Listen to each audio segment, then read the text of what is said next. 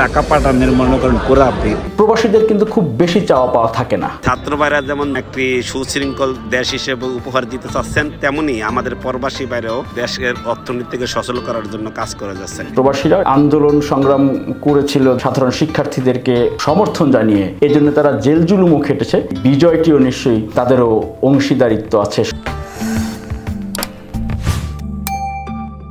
আসসালামু আলাইকুম, মিরাজ হোসেন গাজী সকলকে স্বাগত জানাচ্ছি প্রবাস তথ্য কেন্দ্রের আরেকটি পর্বে। প্রবাসীরা নতুন সরকার, যে অন্তর্বর্তীকালীন সরকার 8 আগস্ট শপথ নিয়েছে, ডক্টর মোহাম্মদ ইউনূস, নোবেলজয়ী অর্থনীতিবিদ, বিশ্বব্যাপী যার সুনাম, এবং সেই সরকারের যেই উপদেষ্টারাও যারা আছেন, তাদের কাছে যেমনি বাংলাদেশের মানুষের প্রত্যাশা আছে, প্রবাসীদের কিন্তু আরও বেশি প্রত্যাশা হলো। কারণ আগের সরকার, আওয়ামী লীগ সরকারের পতন বা সেই সরকারের বিরুদ্ধে দেশে যেমনি সাধারণ শিক্ষার্থীরা, নাগরিকরা আন্দোলন করেছে, তেমনি প্রবাসীও কিন্তু বিভিন্ন দেশে দেশে আন্দোলন করেছে।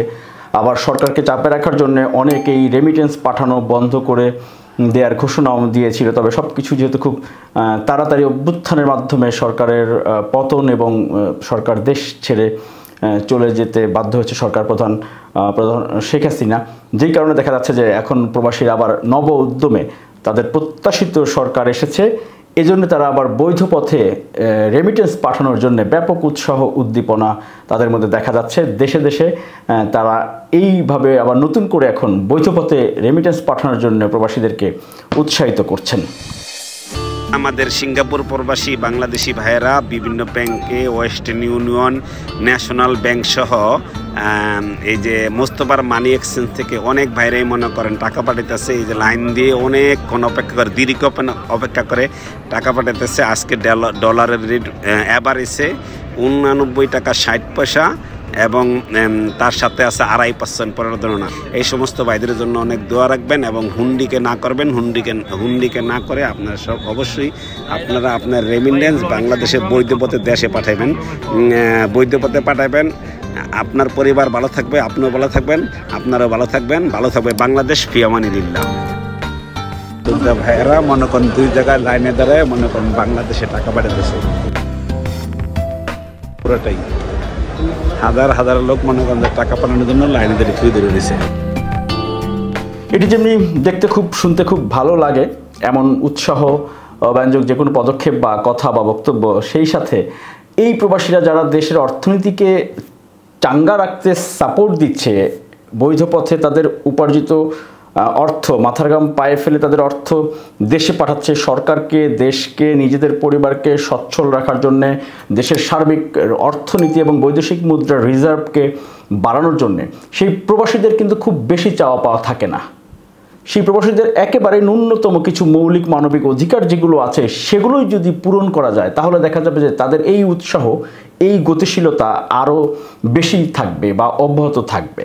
প্রবাসীরা যেই সমস্যাগুলোর কথা দীর্ঘদিন ধরে বলে আসছেন, সেই সমস্যাগুলোর সমাধান আসলে করতে হবে। বিশেষ করে বিভিন্ন সরকারি দপ্তরে তাদের যেই মর্যাদার বিষয়টি, দূতাবাসে, বিমানবন্দরে, এছাড়াও ব্যাংকে বা অন্যান্য যেই সরকারি অফিস, এনআইডি, পাসপোর্টের ক্ষেত্রে যেই ভোগান্তি, বছরের পর বছর, মাসের পর মাস অনেকের বিভিন্ন অফিসে ঘুরতে হয়, আবার দেশে আসার পরে তাদের যেই সঠিক মর্যাদাটুকু দেওয়ার বিষয় থাকে, সেই বিষয়গুলো নিয়েও কিন্তু বিভিন্ন সময় আসলে অভিযোগ ওঠে বা অভিযোগ থাকে। এখন এই অন্তর্বর্তীকালীন সরকার যেহেতু তারা একটি সংস্কার নিয়ে, একটি প্রাতিষ্ঠানিক কাঠামোর পরিবর্তন নিয়ে এবং শুদ্ধি অভিযানের মতো তারা যেহেতু চিন্তা করছেন, এবং তাদের যে উদ্দেশ্য সেটি আমরা এখন পর্যন্ত বুঝতে পারছি, তাদের কাছে নিশ্চয়ই প্রত্যাশা থাকবে যে প্রবাসীদের এই সমস্যাগুলো যাতে তারা সমাধান করেন। তবে ভালো খবর যেটি, সেটি হচ্ছে যে এই প্রবাসীরাও এবার আসলে আন্দোলন সংগ্রাম করেছিল দেশের সরকারের বিরুদ্ধে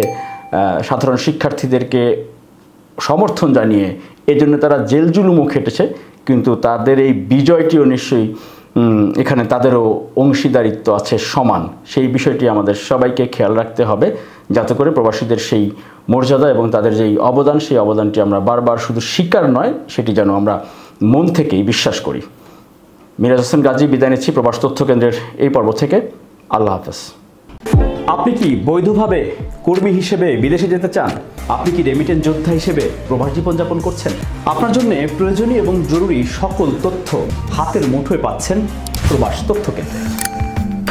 প্রবাস তথ্য কেন্দ্র ইউটিউব চ্যানেল, এরই মধ্যে 10 লাখের বেশি সদস্যের বিশাল একটি পরিবার আমরা এখন।